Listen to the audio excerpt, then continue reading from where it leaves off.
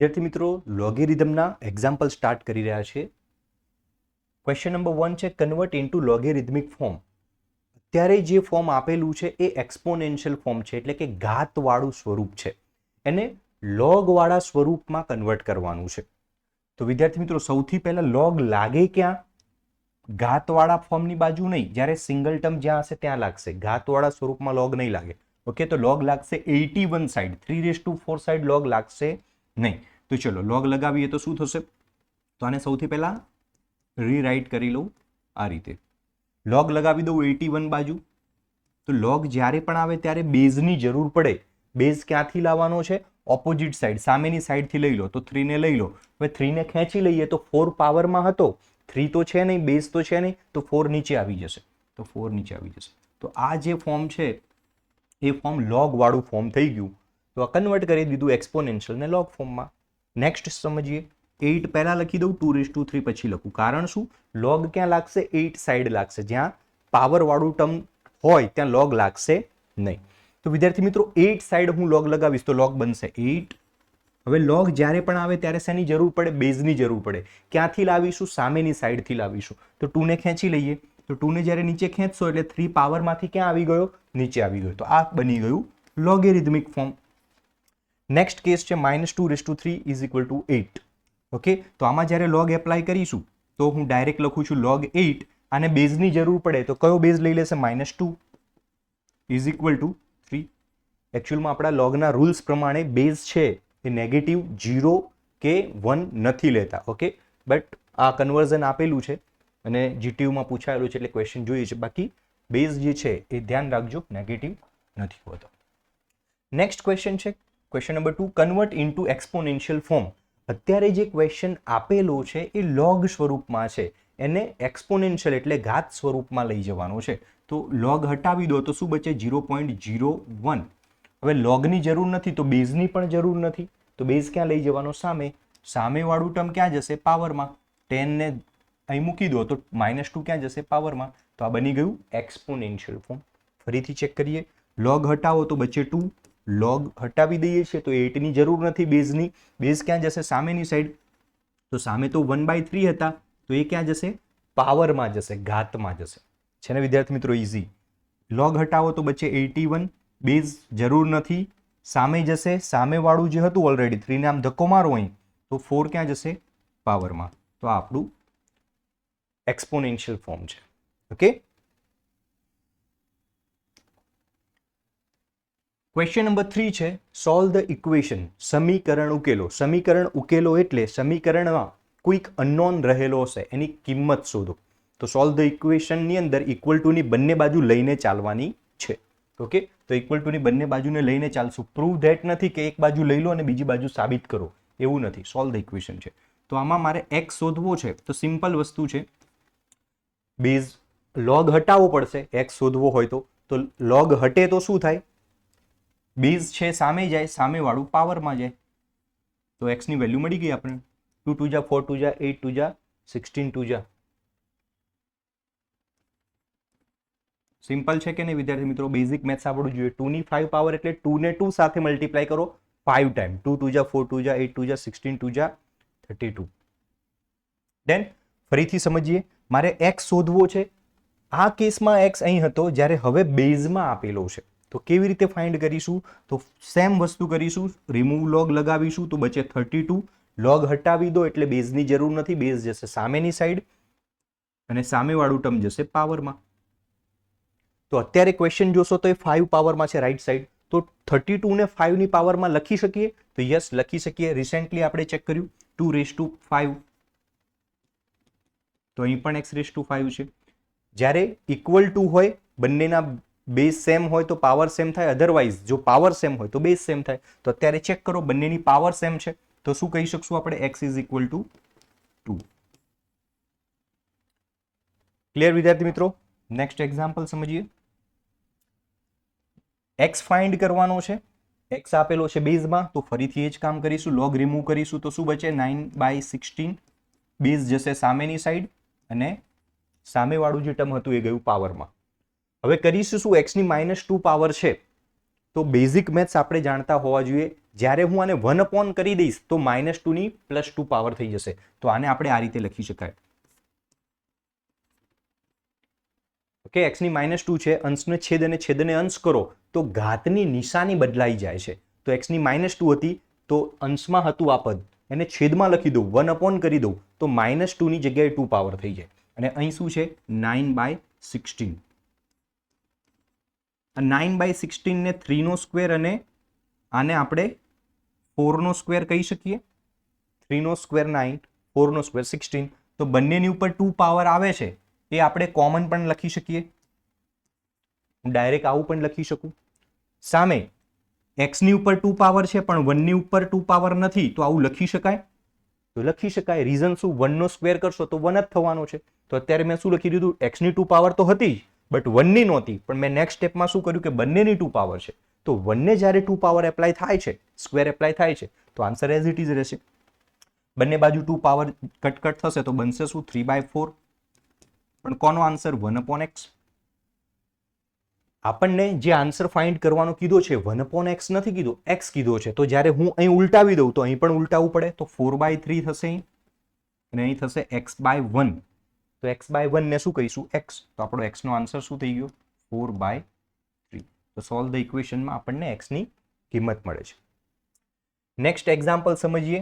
આમાં કોઈ પણ રૂલ એપ્લાય કરું એની પહેલા ઉપર રહેલો રૂટ, વિદ્યાર્થી મિત્રો યાદ રાખજો કે રૂટ એટલે કેટલી પાવર થાય? 1/2 log x base 2.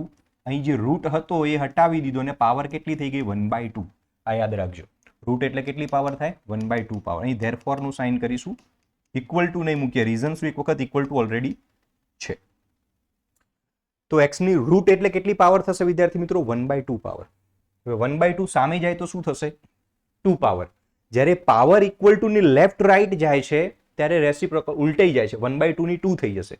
અંશનું છેદ અને છેદનું અંશ થાય છે તો નિશાની બદલાય છે. ઓકે, તો પાવર વાળું ટર્મ જે છે એ ઉપર નીચે થાય, અંશ છેદ છેદ અંશ થાય તો માઇનસનું પ્લસ થાય, પ્લસનું માઇનસ થાય. પણ જ્યારે લેફ્ટથી રાઈટ અને રાઈટથી લેફ્ટ જાય છે પાવર ત્યારે ઉલટાઈ જાય છે. ઓકે, તો આ બેઝિક તમે ખાસ ધ્યાન રાખજો.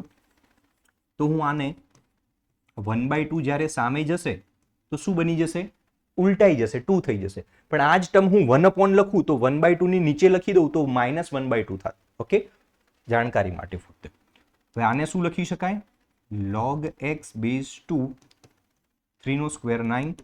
x ફાઇન્ડ કરવો છે તો રિમૂવ log કરવો પડે, એટલે કે log હટાવવો પડે. તો બેઝ જશે સામે, સામે વાળું ઉપર. ઓકે, તો x ની 9 પાવર 512 છે ને વિદ્યાર્થી મિત્રો? ઇઝી. તો આ સોલ્વ ધ ઇક્વેશન વાળા કેસીસ છે. નેક્સ્ટ છે find the value. Question number 4. Value find કરવી છે તો log 8 અને બેઝ 2 આપેલો છે. તો ધ્યાન રાખજો આવા કેસીસમાં શું કરશું? આપણને જે બેઝ આપેલો છે એના ફોર્મમાં 8 ને કન્વર્ટ કરીએ, કારણ કે આનું લોગેરિધમ ફાઇન્ડ કરવાનું છે. તો 8 ને 2 ના ફોર્મમાં શું લખી શકાય? 2 2 જા 4 2 જા 8. 2 ની કેટલી પાવર? 3 પાવર. તો થઈ ગયું ને વિદ્યાર્થી મિત્રો? 8 ને 2 ના ફોર્મમાં લખી દીધો. 2 ની કેટલી power? 3 power. Okay, step number 1 આપેલા બેઝના ફોર્મમાં એને કન્વર્ટ કરવાનું છે. સ્ટેપ નંબર 2 પાવર રૂલ પ્રમાણે પાવર આગળ આવી જશે. આ ખાસ ધ્યાન રાખવાનું છે. પાવર રૂલ પ્રમાણે પાવર ક્યાં આવી જશે? આગળ આવી જશે. તો બન્યું શું? 3. મેં તમને કેટલીક વેલ્યુ સમજાવી હતી, 2 અને બેઝ પણ 2. તો આખા લોગ વાળા ટર્મનો આન્સર શું આવી જાય? 1 ઇક્વલ ટુ 3. 3 into 1 કેટલા થઈ જશે આન્સર? ઓકે, ના સમજ પડે તો નેક્સ્ટ એક્ઝામ્પલ જોઈએ. log અહીં બેઝ 5 આપેલો છે તો 125 ને 5 ના ફોર્મમાં કન્વર્ટ કરો તો 5 ની 3 પાવર, 5 into 5 25, 25 into 5. ઓકે, તો 125.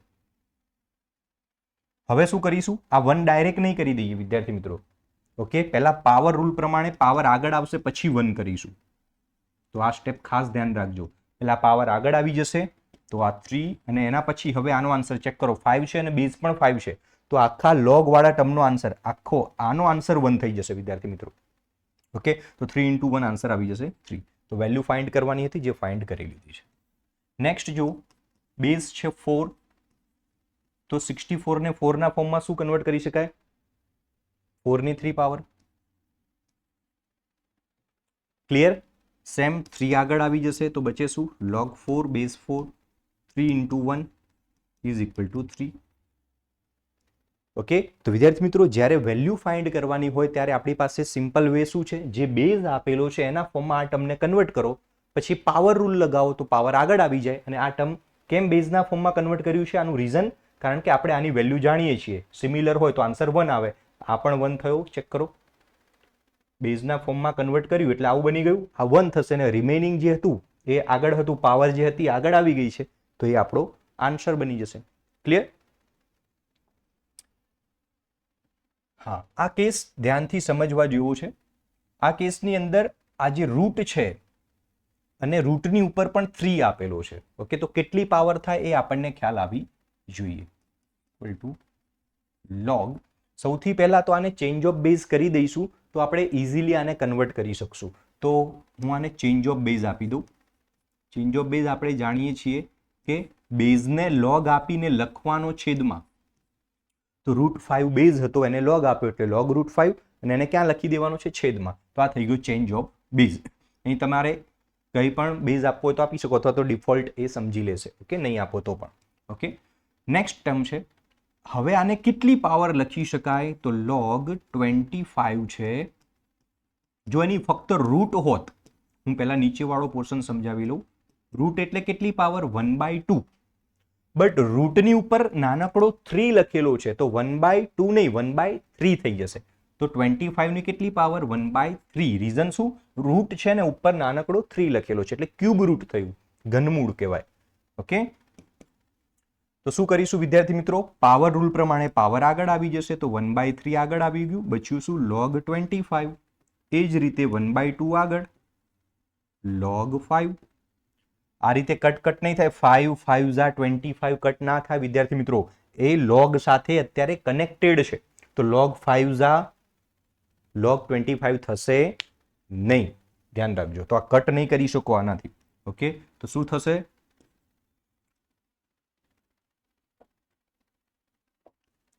તો આ જે છે log 5 ના ફોર્મમાં આને હું કન્વર્ટ કરું, અને અત્યારે કટ ના કરાય બટ log 5 ના ફોર્મમાં કન્વર્ટ કરીએ તો કટ થઈ શકશે.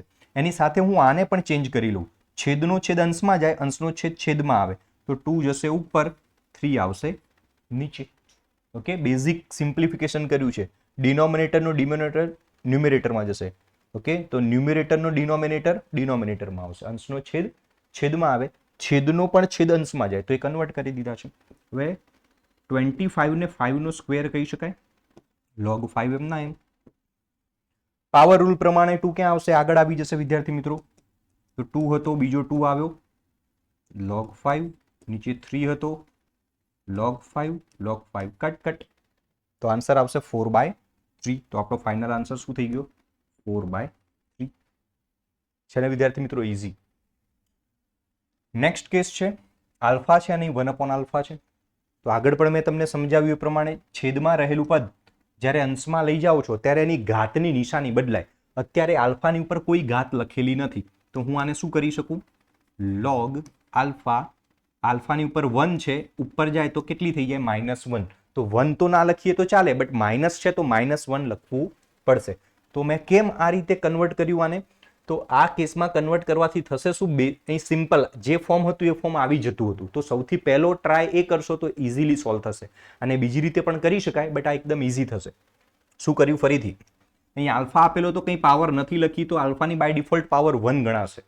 તો છેદમાં રહેલું ટર્મ જ્યારે અંશમાં જાય છે ત્યારે પાવરની નિશાની બદલાઈ જાય. તો આલ્ફા 1 હતો નીચે, ઉપર જાય અંશમાં તો આલ્ફાની -1 પાવર થઈ ગઈ. પાવર રૂલ પ્રમાણે પાવર આગળ આવી ગઈ અને log આલ્ફા અને આલ્ફા આની વેલ્યુ આપણે જાણીએ છીએ. સિમિલર હોય તો આખો ટર્મ આ શું થઈ જશે? 1. તો -1 into 1 ઇઝ ઇક્વલ ટુ -1. આપણો આન્સર છે. આને બીજી રીતે પણ કન્વર્ટ કરી શકીએ. ઓર log 1 - log આલ્ફા પણ લખી શકાય. Constant rule log x - log y હોય તો log x/y થાય. તો log x/y ક્યારે થયું હોય? જ્યારે log x એટલે કે ઉપરવાળું માઇનસ log y હોય ત્યારે આ થયું હોય. ઓકે, બંનેનો આલ્ફા હતું બેઝ. log 1 ઓલવેઝ શું થાય? 0 માઇનસ આ આખો આન્સર થઈ ગયો 1. તો આન્સર આવી ગયો -1. તો આ રીતે પણ સોલ્વ કરી શકાય, આ રીતે પણ સોલ્વ કરી શકાય. તમને જે ફાવે એ મેથડથી તમે સોલ્વ કરી શકો છો. નેક્સ્ટ કેસ છે, અહીં બેઝ છે 4. નીચે જ્યારે મોટી વેલ્યુ આવે છે બેઝમાં તો એ કેસને સોલ્વ કરવો થોડો કોમ્પ્લિકેટેડ છે. તો આ કેસને આલ્ફાવાળા ફોર્મની જેમ નહીં, બીજું નીચે બતાવ્યું તો એના જેવું કરી શકીશું આપણે કે log 1 minus log 2. Constant rule લાગ્યો છે રિવર્સ. બંનેનો બેઝ કેટલો છે 4. ઓકે, આ રીતે કન્વર્ટ કરી દઈશું. log 1 ઓલવેઝ શું થઈ જશે 0. હવે આ જે કેસ છે આપણે શું કહીએ છીએ, બેઝના ફોર્મમાં કન્વર્ટ કરો તો 2 છે એને 4 ના ફોર્મમાં કન્વર્ટ કરવાનો. તો ઇઝીલી આપણે કન્વર્ટ નહીં કરી શકીએ એને. ઓકે, તો બેટર છે આને ચેન્જ ઓફ બેઝ આપી દઉં તો log 2 નીચે શું આવી જશે log 4. ઓકે, જ્યારે નીચે બેઝમાં મોટી વેલ્યુ હોય ત્યારે ચેન્જ ઓફ બેઝ આપીને આપણે કન્વર્ટ કરી શકીએ છીએ. થશે શું, 0 ના લખીએ તો ચાલે, minus as it is log 2. 4 ને 2 ના ફોર્મમાં કન્વર્ટ કરીએ તો 2 નો સ્ક્વેર લખી શકાય. 4 ને 2 નો સ્ક્વેર, પાવર રૂલ પ્રમાણે 2 આગળ આવી જશે. તો ઉપર છે log 2, આગળ આવી ગયો 2. તો હવે log 2 કટ થઈ જાય. તો જો વિદ્યાર્થી મિત્રો બચ્યું શું, 2 બચ્યો, આગળ માઇનસ બચ્યો, પણ 2 ક્યાં છે, ડિનોમિનેટરમાં છે. તો લખવામાં ધ્યાન આપજો, આમાં વિદ્યાર્થી મિત્રો મિસ્ટેક કરે છે અને ડાયરેક્ટ 2 લખી દે છે, -2. એકચ્યુઅલમાં એ 2 ક્યાં બચ્યો છે, નીચે બચ્યો છે. એટલે આન્સર આવે -1/2. ઓકે, આ કેસમાં શું કરવાનું છે, આની વેલ્યુ ફાઇન્ડ કરવાની છે. તો ચેન્જ ઓફ બેઝથી આને સોલ્વ કરી શકાય, આધાર પરિવર્તન. તો આને શું લખાય, log 4/log 5, log 3/log 2, log 2/log 3. આને ચેન્જ ઓફ બેઝ કહેવાય. બેઝને લોગ આપીને છેદમાં લખો. પછી જ્યારે લાસ્ટમાં પહોંચ્યા ત્યારે ખબર પડી કે log 1 છે, આને લખી શકાય આ રીતે log 1/log 2. ઓકે, આ કટ log 4 કટ નહીં થાય, log 3 log 2 log 2. Okay, and 1 minute. Okay, log 2 cut, log 3 cut. અહીં આવશે log 4 આવશે વિદ્યાર્થી મિત્રો.